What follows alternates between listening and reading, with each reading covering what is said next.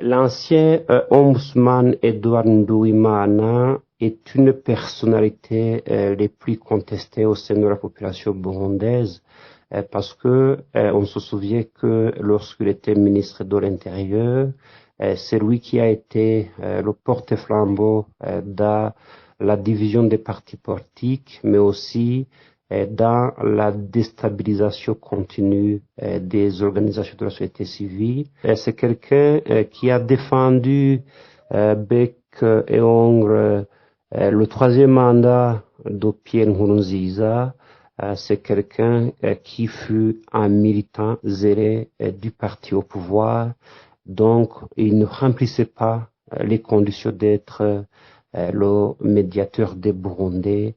parce que ce dernier a un rôle crucial et devrait être une personnalité au-dessus de la mêlée. Et notamment, il devrait être une personnalité qui n'est pas un militant zélé d'un parti politique parce que il était difficile et il a été difficile pour lui de pouvoir distinguer son rôle de militant du CNDD-FDD et son rôle de médiateur des Burundais. Les rares fois qu'on l'a entendu, c'était soit pour soutenir la répression qui était orchestrée par les autorités burundaises contre les manifestants et les acteurs anti-troisième mandat. Donc, il n'a jamais été capable de défendre les droits de la population, les droits des victimes, les droits donc de toutes ces personnes qui ont été injustement assassinées, emprisonnées ou poussées à l'exil, alors qu'il n'avait rien fait d'autre que défendre le droit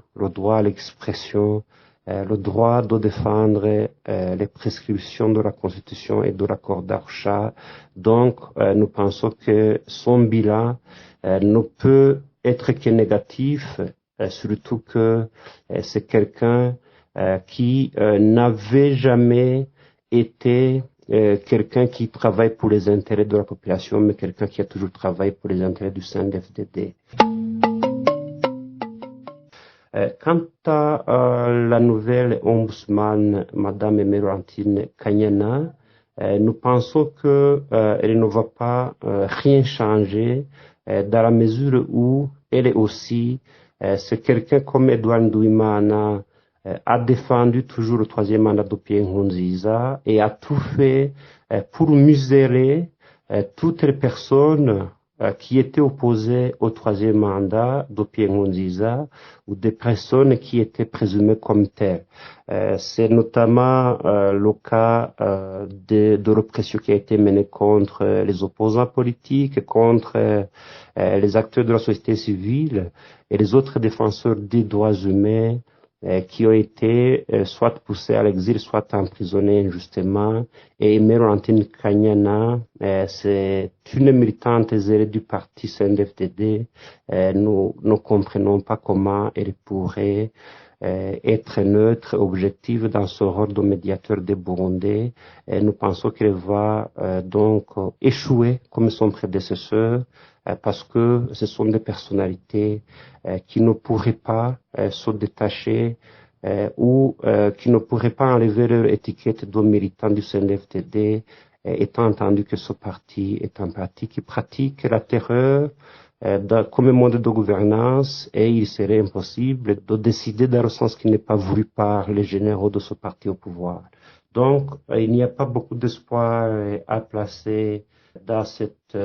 nouvelle personnalité qui occupe le poste d'ombudsman. Nous pensons qu'il n'a pas beaucoup de chance, surtout qu'il ne pourra pas donc aller dans un sens qui n'est pas voulu par le parti au pouvoir, un parti qui est dominé par des généraux, un parti qui est trop militarisé,